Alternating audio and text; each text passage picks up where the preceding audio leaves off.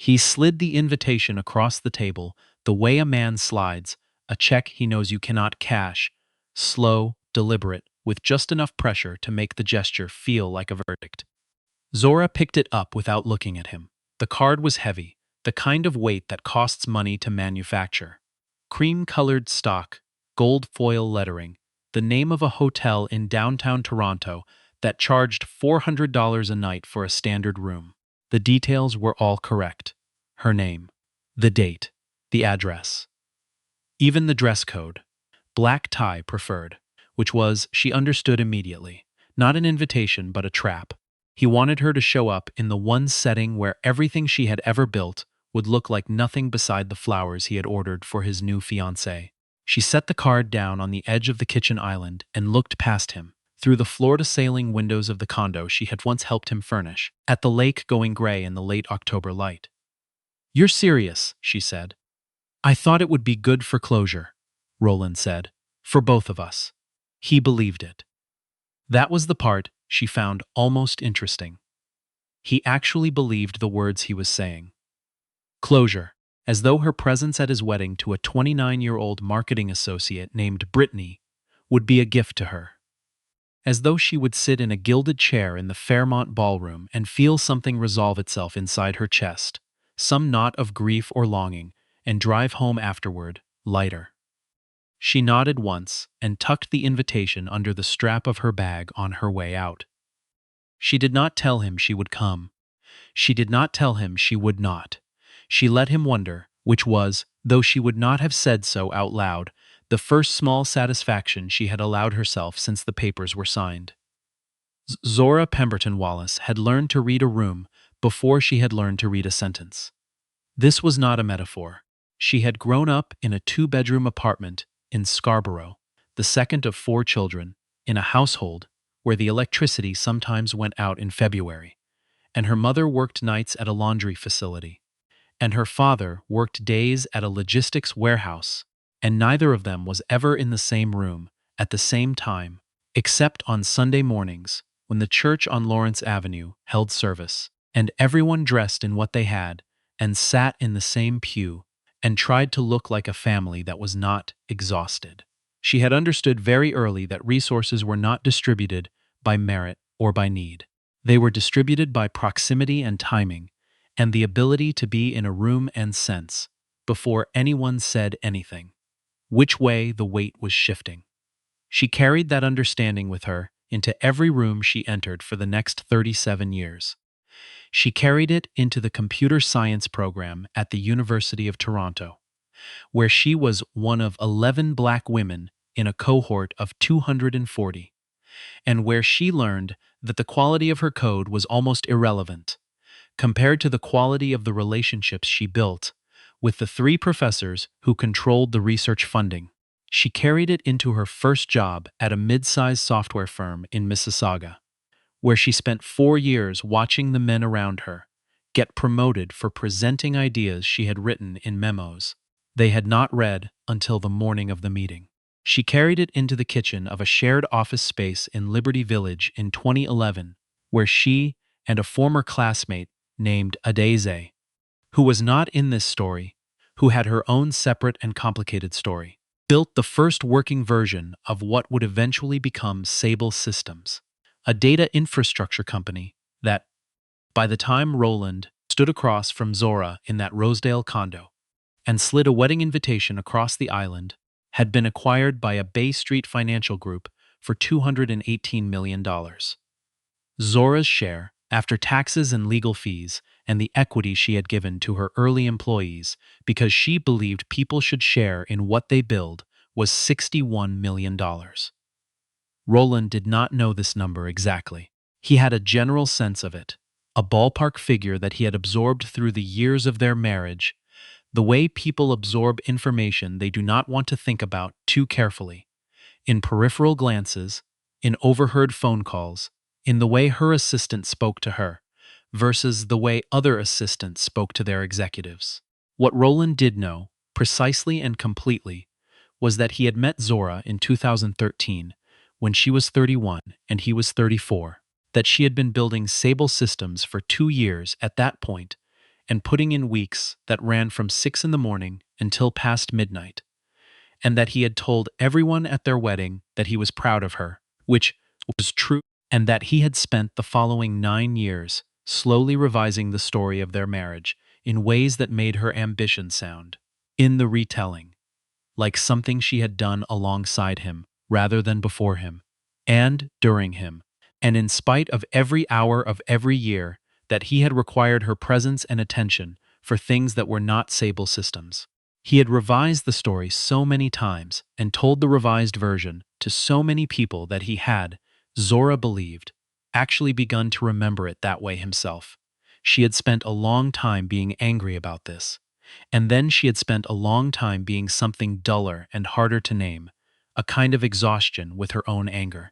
And then the acquisition had closed, and she had signed the papers, and she had sat in her lawyer's office on King Street with a check stub in her hand and looked out at the CN Tower in the early spring rain, and she had thought, I am not going to carry this any further than this room. She had not entirely succeeded, but she had gotten further than she expected. The invitation sat on her kitchen counter at the house in the annex for 11 days. She walked past it every morning on her way to the coffee maker, and every evening on her way to bed. She did not pick it up again. She did not throw it away. On the 12th day, her assistant, a methodical young man named Quincy, who had worked for her for 3 years, and who had the useful quality of being completely unintimidated by her, set a folder deck and said, without preamble, the Fairmont Gala conflicts with Roland thing? The Roland thing, she said. The wedding. November 15th. You have the Sable Foundation board dinner the same evening at the Four Seasons. Starts at 7. They need you for the opening remarks. She had established the Sable Foundation the year after the acquisition. It funded technology education programs in lower-income secondary schools across Ontario and Manitoba. It was, if she was honest with herself, the part of her professional life she cared about most at this particular moment, more than the advisory board positions and the keynote invitations and the profile the Globe and Mail had wanted to run that she had asked them to delay until spring. She looked at the folder.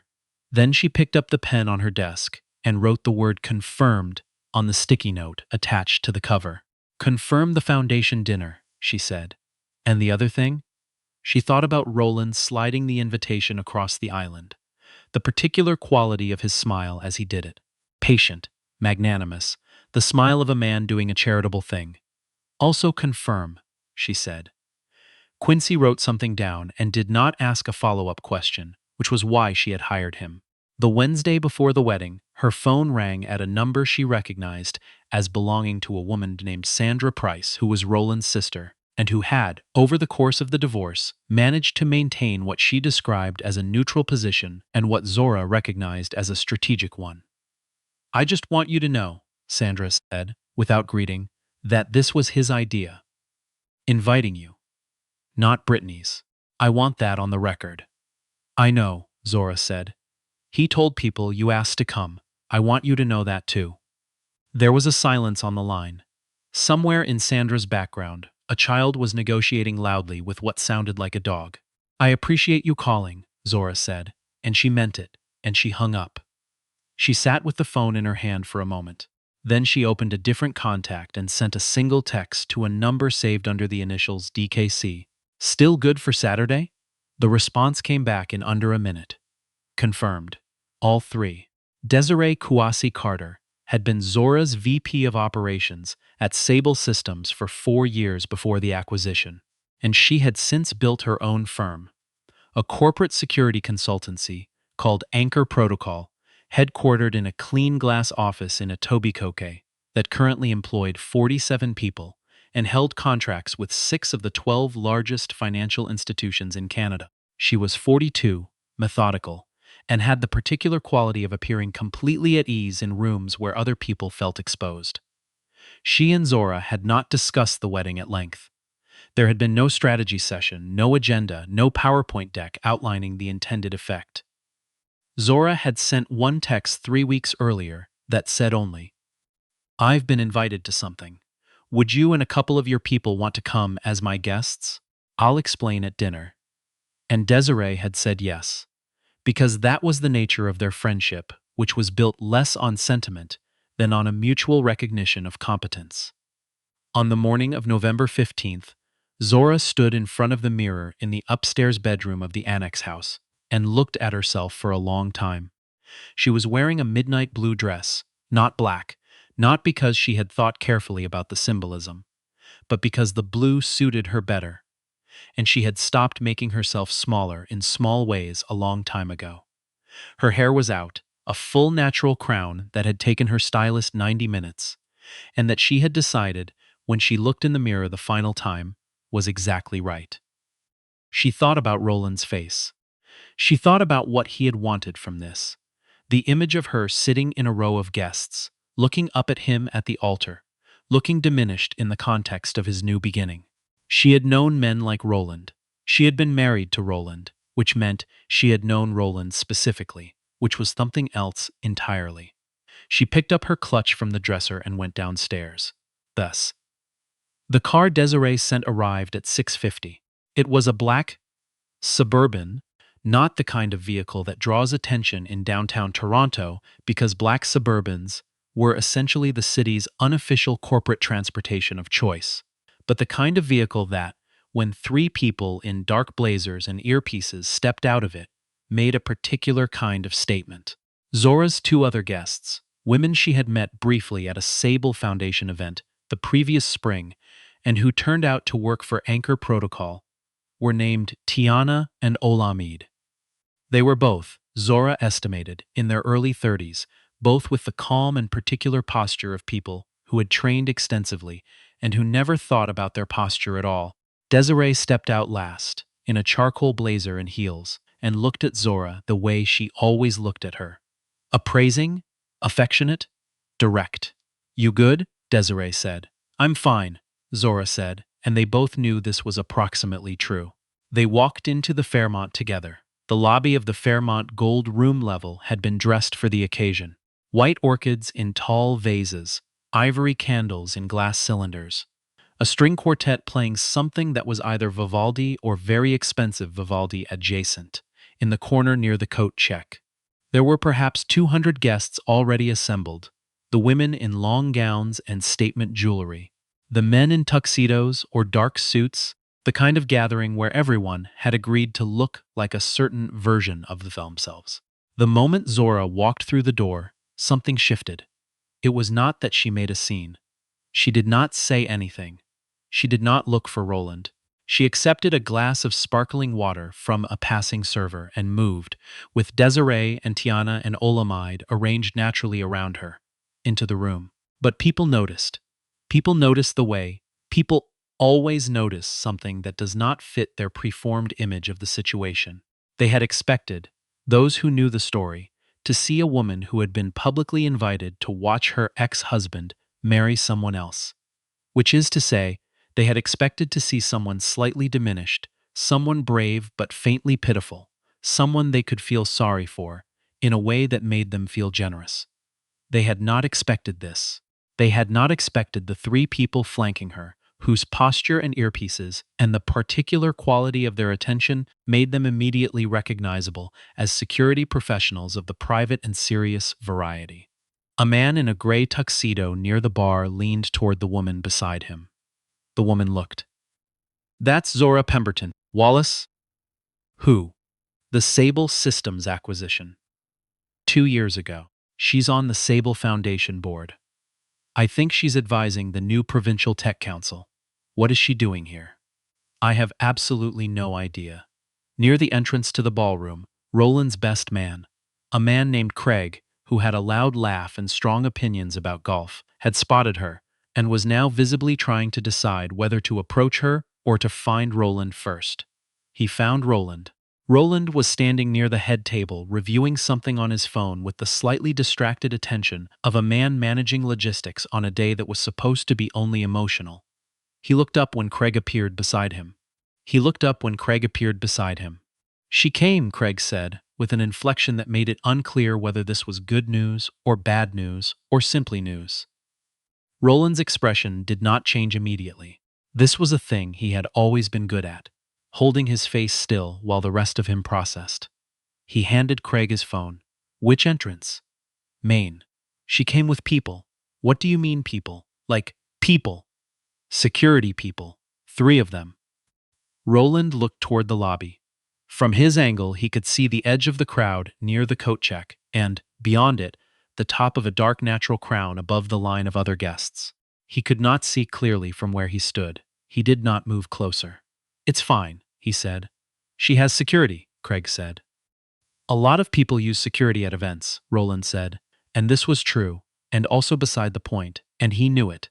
He straightened his bow tie and went to find Brittany. Brittany was in the bridal suite with her mother and 2 friends, and she was, Zora would have noted had she seen her, genuinely happy in the uncomplicated way of someone who did not yet know which parts of her happiness were going to require maintenance. She was 29, and she had met Roland at a marketing conference in Vancouver 18 months earlier. And she had fallen for him the way people fall for men who are confident and generous in the early stages, and who have a talent for making a woman feel chosen. Her mother was crying. Her friends were photographing everything. She was holding her bouquet with both hands, loosely, the way a person holds something they do not want to squeeze too tight. When Roland came through the door of the bridal suite without knocking, his expression arranged in the way she had learned to read, as something requires managing, she felt a small contraction in her chest. Everything okay? She asked. Perfect, he said. Everything's perfect. She looked at him for a beat longer than he expected. Roland, Zora came, he said. Which is fine. I'm just letting you know. With bodyguards, her friend Dana said from the corner, because Dana had already found something on her phone. They're not bodyguards, Roland said, with more certainty than he felt. She runs a foundation. She has security at events. It's a professional thing. Brittany was still holding her bouquet with both hands. Did you expect her to come? She asked.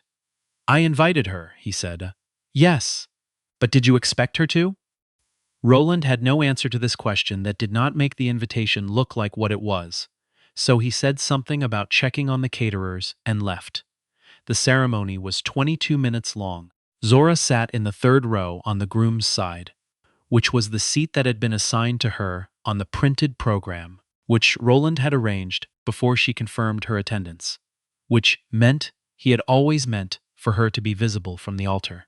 She sat with her hands in her lap and her posture the way it always was, and she watched Roland and Brittany exchange vows with the attention of someone who is present but not invested, the way you watch a film you've already seen the ending of. Desiree sat beside her. Tiana and Olamide were near the rear of the room. During the vows, the officiant, a man who had clearly rehearsed his warmth, said something about partnership, meaning lifting each other up, and being the foundation the other stands on, and a woman 2 rows back made a small, involuntary sound that might have been agreement or might have been something else entirely. Zora did not look around. When the ceremony ended and the room transitioned into the cocktail reception, the 4 women moved together naturally toward the quieter edge of the room, near the windows that looked out over the lit city. Not Toronto at night, in November, had a particular quality. Cold air pressing against the glass, the amber grid of the streets below, the lake invisible in the dark, but present, always present, at the edge of everything. At the edge of a woman in a green wrap dress approached them. She was perhaps 50, with sharp eyes and the bearing of someone who spent a great deal of time in boardrooms. I'm sorry to interrupt, the woman said, looking at Zora. I don't mean to be forward, but you're Zora Pemberton Wallace.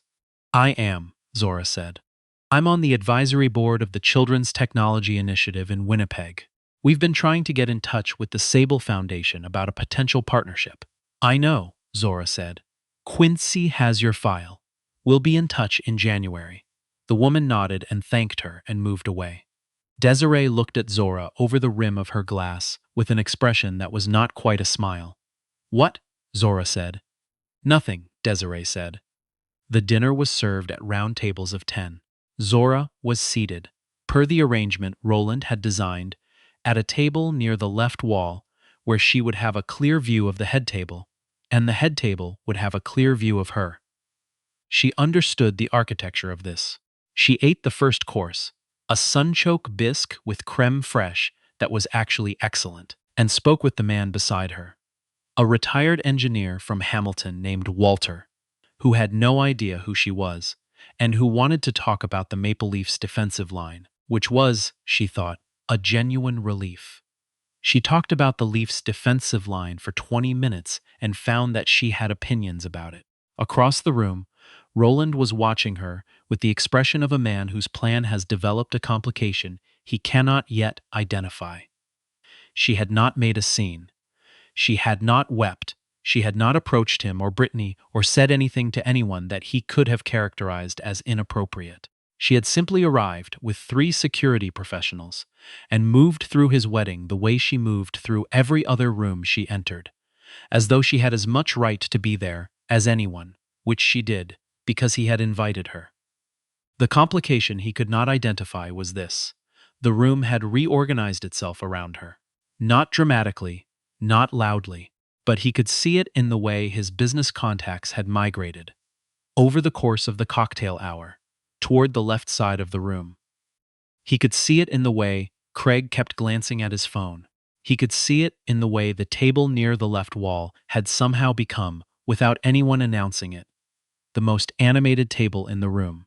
After the main course was cleared, a man named Philip, who handled mergers and acquisitions at a downtown firm and who had known Roland for 11 years, came to find Roland near the bar. "Did you know she's advising the Provincial Tech Council?" Philip said. "Who?" Philip looked at him. "Zora." "I know what Zora does," Roland said. "They announced the members last week. She's the only private sector advisor with direct board access. Fletcher at the table said his firm has been trying to get a meeting with her for 8 months. Roland picked up his drink. "There's also a piece and report on business this weekend," Philip said. "Someone showed me on their phone. It's about the Sable Foundation. She's being profiled. Not the acquisition, the foundation work. The education programs? Good for her," Roland said. Philip looked at him for a moment with the careful expression of a man deciding how much to say. "You invited her here?" he said finally, not as a question. "She wanted closure," Roland said. "It felt like the right thing to do." Philip nodded slowly, the nod of someone filing information away. The speeches began at 9. Roland's best man, Craig, gave a speech that was funny in the way that best man speeches are required to be funny and that mentioned Roland's journey 4 times. Roland's father gave a speech that was sincere and too long. Brittany's maid of honor gave a speech about finding your person that made the women at several tables press their hands to their chests. Then he was a ultimate speaker. This had always been true. He was warm and clear, and he had the gift of making eye contact with a room in a way that made every person in it feel briefly seen. He spoke about meeting Brittany in Vancouver, about knowing, about the particular quality of starting over when you thought you understood how things were supposed to go. And then he said something that he had not said at any of the 4 rehearsals. Something that arrived in the moment, unscripted, the way things sometimes do when a man is standing in front of a room and feels the weight of an audience and makes a decision without fully understanding why. "I've also learned," he said, "that the story you tell about yourself isn't always the full story. That the people who were part of building who you are deserve more than being left out of the telling." He paused. The room was very quiet. "I'm not going to name names tonight because it's not that kind of speech, and this is not that kind of evening.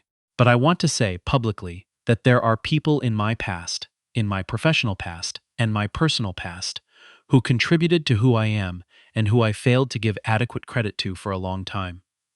I'm working on that. That's all." He raised his glass. To Brittany. The room raised its glasses and said Brittany, and the moment passed and the band began to set up near the far wall.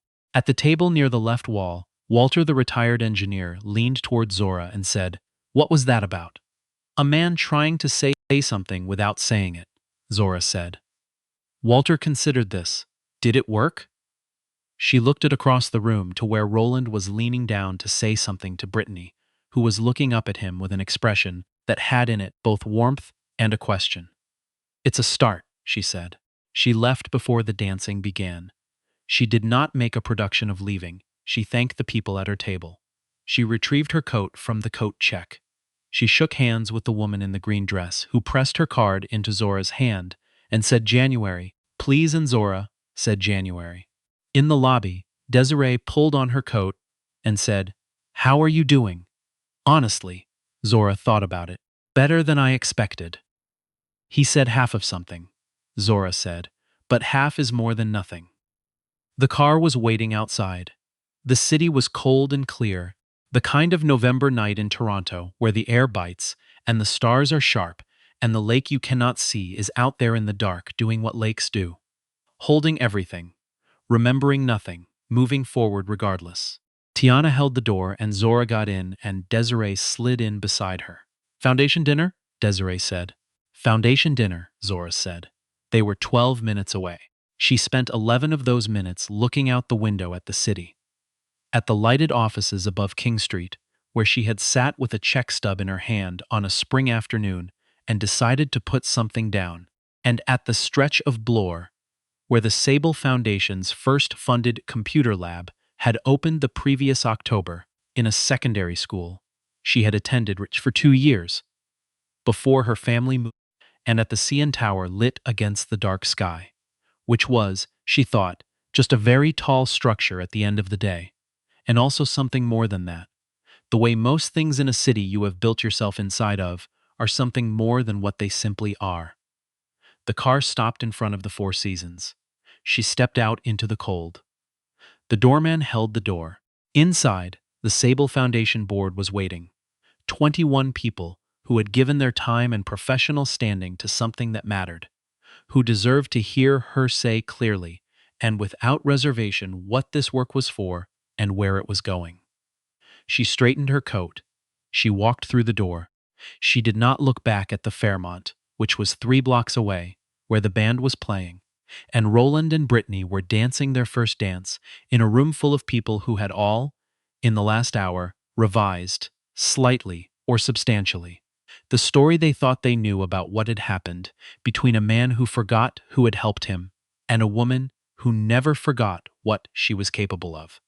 She had a speech to give. She had people waiting. She had a whole room ahead of her, and she already knew, without having to think about it, which way the weight was sitting and how to move through it, the way she had always known from the very beginning, before anyone had taught her anything at all.